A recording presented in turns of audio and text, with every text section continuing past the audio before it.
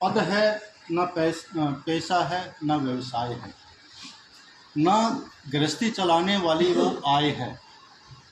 शिक्षक सभी धर्मों से ऊंचा धर्म है। गीता में भी ये कहा गया है, माँ फलेशु वाला कर्म। शिक्षक एक प्रवाह है, मंजिल नहीं है। शिक्षक पवित्र है, महक फैलाने वाला इत्र भी है। शिक्षक स्वयं जिज्ञासा है, खुद कुआं है पर प्यासा है। वह डालता है चांद सितारों तक को तुम्हारी झोली में, वह बोलता है बिल्कुल तुम्हारी बोली में। वो कभी मित्र है, कभी माँ, तो कभी पिता का हाथ है।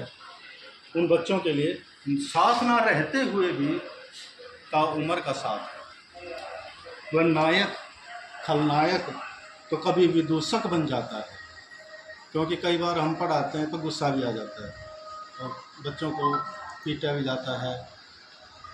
तुम्हारे लिए न जाने वो कितने मुखौटे लगाता है। इन बच्चों के लिए हम अलग अलग वो चीज़ें करते हैं, तो मुखौटे बनाते हैं। कभी हम गुस्सा करते हैं, कभी हम प्यार करते हैं, कभी समझाते हैं।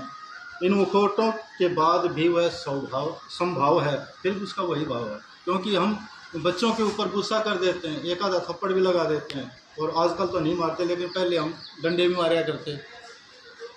लेकिन अगले दिन फिर हमारा वही स्वभाव है कि ये बच्चा है, और माफ़ कर देते हैं, क्योंकि यही तो उसका सहज स्वभाव है। शिक्षक कबीर के गोविंद सा बहुत ऊंचा है, कहो भला कौन उस तक पहुंचा है। न वृक्ष है, न पत्तियां हैं, न फल है, वह केवल खाद है। क्योंकि हम खाद डालते हैं उन बच्चों को आगे बढ़ाने के लिए। खाद बनकर वो हजारों को पनपाता है और खुद मिटकर उन सब में लहराता है। शिक्षक एक विचार है, एक दर्पण है, एक संस्कार है। शिक्षक न दीपक है, न बाती है, न रोशनी है, वह स्निग्ध तेल है, क्योंकि उसी पर दीपक का सारा खेल होता है। शिक्षक तुम हो, तुम्हारे भीतर की प्रत्येक अभिव्यक्ति है। कैसे कह सकते हो कि वह केवल एक व्यक्ति है? वो एक पूरा समाज है, एक व्यक्ति नहीं है। शिक्षक सब कुछ है। वो शिक्षक चाणक्य है, सांदीपनी है, तो कभी विश्वामित्र है। गुरु और शिष्य की प्रवाही परंपरा का चित्र है। शिक्षक भाषा का मर्म है, प्रवाही उन शिष्यों के लिए वो धर्म है।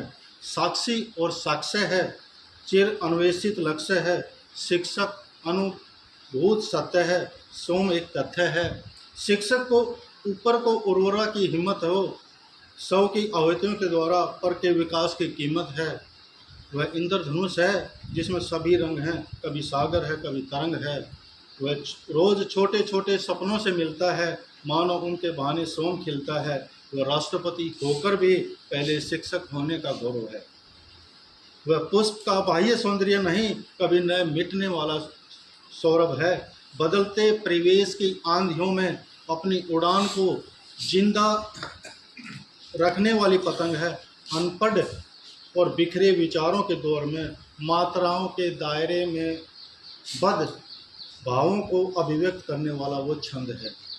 हाँ, अगर ढूंढोगे तो उसमें सैकड़ों कमियां पा जाएंगी, क्योंकि हम दूसरे के अंदर कमियां खूब ढूंढ लेते हैं।